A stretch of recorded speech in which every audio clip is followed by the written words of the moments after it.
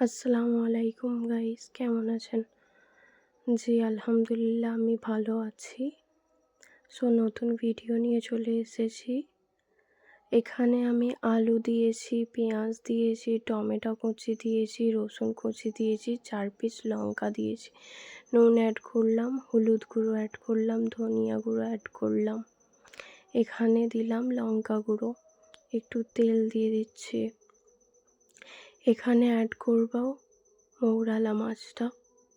তারপরে এখানে অ্যাড করে দিচ্ছি ধনেপাতা। এটা ভালো করে মিক্স করে নিচ্ছি।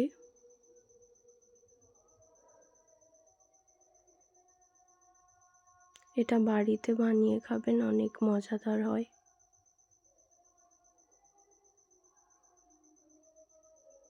সবাই সাবস্ক্রাইব করে দিন।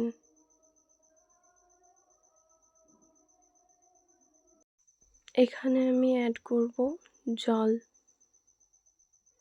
পরিমাণ মতো জল দিয়ে দেব। জল দিয়ে রেখে দেব। So ready to serve. Just ফাটাফাটি খেতে হয়েছিল।